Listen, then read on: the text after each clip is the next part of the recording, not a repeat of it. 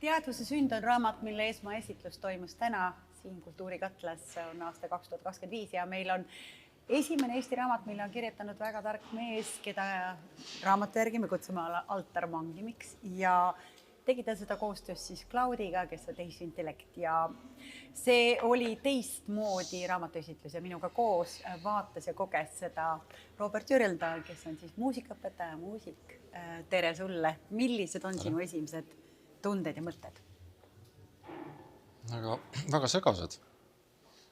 Sellepärast, ma olen selline, kus ma ütlen, optimistlik pessimist. Ma arvan, minu põhiolemus on ikkagi nagu selline pessimistlik, ehk siis selline kuidagi kontrolliv, iseennast kontrolliv ja maailma üritab maailma kontrollida või ümbrust kontrollida, et kuidagi mingisugune alalhoiu instinkt on mulle antud kaasa, et see on minu olemus, ma arvan vähemalt niimoodi. Ja eks see ju üsna selline päevakajaline teema, see AI teema, ütleme nüüd siis sellisel moel siia meie ette toodud. Kõigepealt muidugi tahaks raamatu läbi lugeda rahulikult, et siis oleks targem. Aga kindlasti ta ei jätnud nagu puudutamata, et ta puudutas, et tekitas mingis sellise vähemalt sükse ärevuse, meeldiva ärevuse. Ja, et see täna on meeldiv, sellepärast, et tihti peale, kui me räägime ikkagi sellest, et ta on tulnud selleks, et jääda ja teda juba kasutatakse kui tööriista, siis see tööriist võib sattuda valede inimeste kätte ja sealt edasi ja see hirm on tegelikult päris suur, et tundub minu arust, aga võib-olla ma eksin, paranda mind, et sina oled sinna selle poole peale kaldub, et mis head see meile ikka toob, kui äkki on seal palju rohkem ohtu. See isegi ei ole alati oht, või kuidas seda määratleda. Paar päeva tagasi ma suhtlesin Raul Ukareda, kes on Eesti bluusimängija. Minu piginaaber. Vaatko, Eesti on väike, hämmastav. Ja mis oli selle põhjus, et ma lihtsalt ikka aeg-ajalt YouTube'ist otsin huvitavaid asju ja otsin huvitavaid selliseid just muusikaprojekte ja muul lauljaid, muusikuid, bände. Ja mulle tuli üks selline bluusiartist. Ühesõnaga väidetavalt oli tegemist siis arhiivi salvestusega, mis oli kusagilt leitud, ma ei tea kust kohast, ja tundmatu nimi ja siis oli seda restaureeritud, seda heli. Ja nüüd on see kõigile võimalik nii-öelda seda siis nautida, kuulata, kui vahva. Oli tõesti vahva, aga kui mõelda sellele, et mis meist siis kuulab seda või mis meist analüüsib, siis esimene asi muidugi on see, et on see hetke emotsioon ja see oli hästi tugev, see kuidagi tundus nagu selline klantspilt ja selline hästi vägev, see puudutas sind kohe. Ja siis natukese aja pärast, minul tuli see tükk maada hiljem, selles mõttes, et ma juba saatsin Raulile selle video ja ütlesin, et vau, kas sa tead sellest midagi, see on ju nii äge, et näed, tundmatu tüüp, eks ole. Et minul tuli see äratundmine siis, kui ma olin selle kirja saatnud ja siis ma hakkasin nagu uuesti. Et liiga perfektne on see asi, jah? Mitte perfektne, aga ma mõtlesin, et midagi, miks see nagu ei klapi? Esiteks see, et aastast 52 enne Stalini surma, mõtlesin pagan, et bluusi tehti Ameerikas, aga kas ikka nii? Et ütleb see Stalin, bluus, sellisel moel siis ma hakkasin nagu jälgima seda, mõtlesin, et see on nii tänapäevane see sound. Ja see, et sinna oli üks plaadikahina riba juurde pandud ja siis ma hakkasin aru saama, võtsin ta nagu tükkideks lahti. See on täielik räpp. Kõik see, mis oli sinu just tekitanud selle wow-efekti. Ja tunne oli tegelikult, selline sant tunne, et see oli pigem nagu mitte solvumine, aga see oli selline totter tunne, et mida. Et ma lihtsalt vaimustan mingisugused asjast, mis on tegelikult ju totrus. Et see ma võin hetkel sellest nagu vaimustada, ma ei saa sealt edasi minna. Ma ei saa sealt targem. Kui ma hakkan sealt edasi minema, siis ma olen selle sama asja sees ja ma juba oskan prognoosida, mis sealt tuleb, et seal ei tule midagi uut. Et selline kogemus värske lihtsalt. Ja muidugi muusikaõpetajana ka, et tegelikult sellist muusikasse AI on tulnud ju päris tugevalt. Nüüd on juba esimesed ju lepingud tehtud AI artistidega Ameerikas, eks ju. Ja mis tähendab seda, et võib-olla sinu õppetunnid kellelegi hakkavad lõpuks, paneb jala vahele ja võtab sult üle õpilased. Kas sellist tunnet on ka? Annad sa ära oma õpilased käest AI? Ma arvan, seal on nagu kaks erinevat asja õnneks, et üks on nagu selline kognitiivne maailm, mis on nagu ikkagi õpetaja-õpilane suhe, mis on ruumis. Et selleks on vajalik ikkagi ruum ja mingisugune eks ole, selline kontakt. Ja seal on iga silmapilk ja iga paus on oluline ja noh, see on nagu selline väga autoriteetsus äkki? See ka ja üldse kogu see selline inimlik, et esiteks see, mis seisundis on õpetaja, mis seisundis on õpilane, see kõik seda ei saa nagu prognoosida.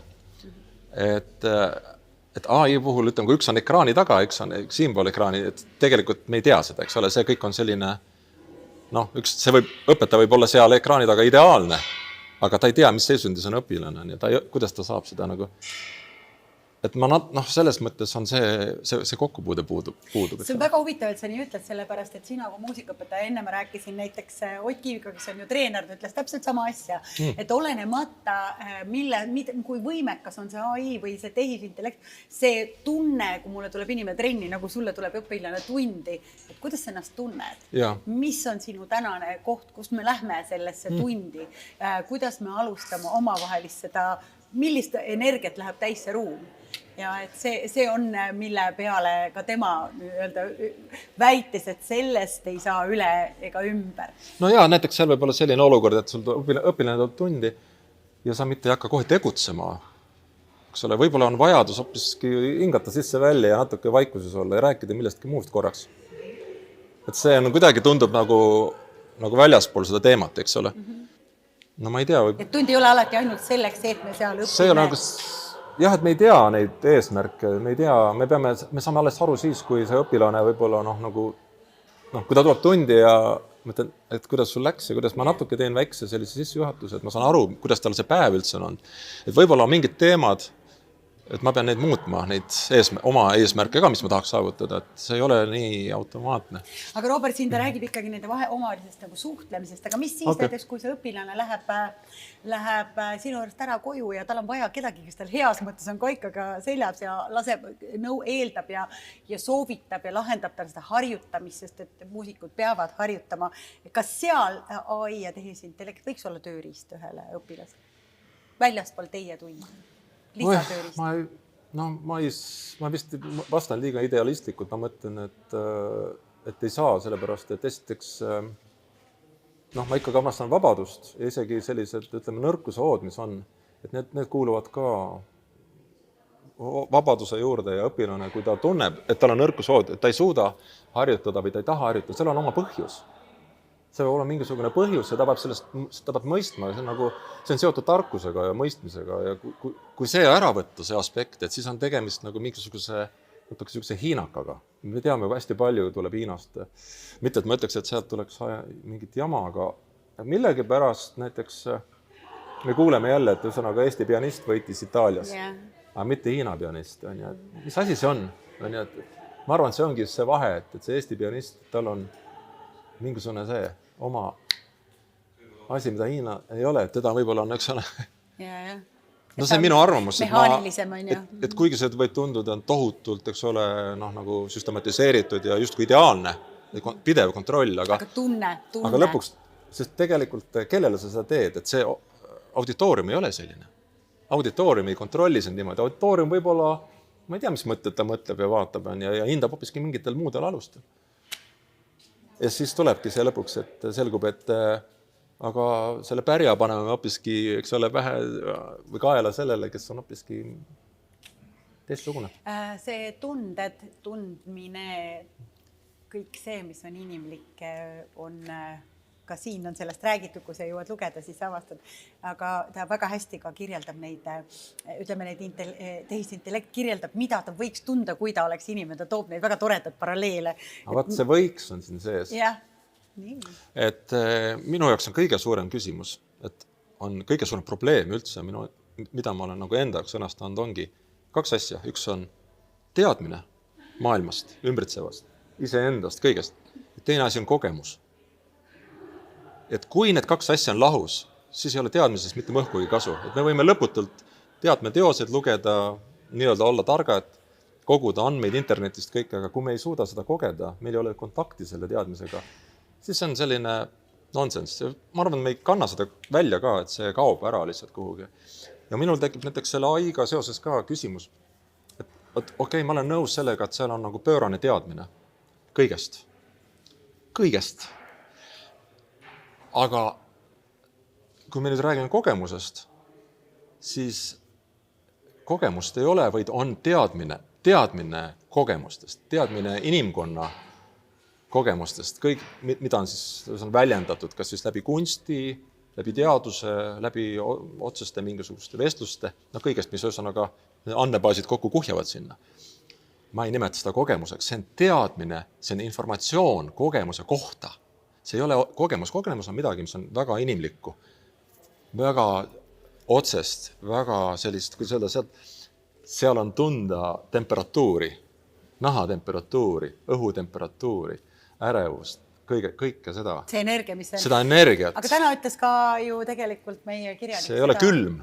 Aga ta ütles ju seda, et tegelikult kui võtad inimese tükitaks lahti, seal on ka igasugused keemilised reaktsioonid. Aga see on üks inimene, aga kui me võtame kokku inimkonna kogemuse, mida me saame sellise koka tehtud supi, kus on sees, eks ole, kalamari ja kakaokissell.